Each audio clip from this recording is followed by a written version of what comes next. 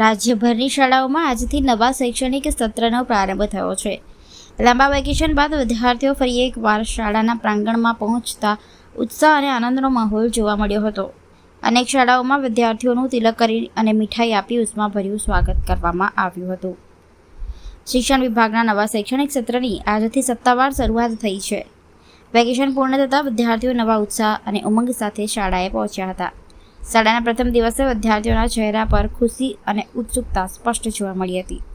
ઘણી શાળાઓમાં શિક્ષકો દ્વારા વિદ્યાર્થીઓનું તિલક કરીને અને શુભેચ્છા પાઠવીને સ્વાગત કરવામાં આવ્યું હતું। વિદ્યાર્થીઓએ પોતાના મિત્રો અને શિક્ષકોને મળીને નવા શૈક્ષણિક વર્ષની શરૂઆત કરી હતી। શિક્ષકોએ વિદ્યાર્થીઓને નવા શૈક્ષણિક વર્ષમાં મન લગાવી અભ્યાસ કરવા અને ઉત્તમ પરિણામ મેળવવા માટે પ્રેરણા આપી હતી।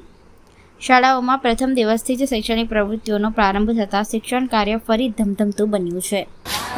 શૈક્ષણિક વર્ષ 2026 અને 27 નવું શૈક્ષણિક સત્ર આજથી શરૂ થયું છે।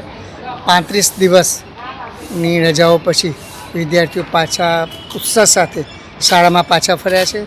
અંબે ગ્રુપ ઓફની જે સ્કૂલો છે એમાં અંબે વિદ્યાલય અને જય વિદ્યાલય ખાતે આજે વિદ્યાર્થીઓનું તિલક કરી એમનું સ્વાગત કરવામાં આવ્યું।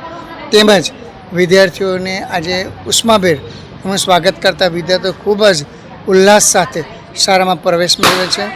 જે નવું શૈક્ષણિક સત્ર શરૂ થયું છે 2026 અને 27 એમાં વિદ્યાર્થીઓ સારામાં સારું શિક્ષણ મેળવી શકે, વિદ્યાર્થીઓનો વિકાસ થાય, દેશનો પણ વિકાસ થાય, બસ એ જ શુભકામના સાથે દરેક વિદ્યાર્થીઓને અને વાલીઓને અંબે ગ્રુપ ઓફ સ્કૂલ્સ વતીથી ખૂબ ખૂબ હાર્દિક શુભકામના।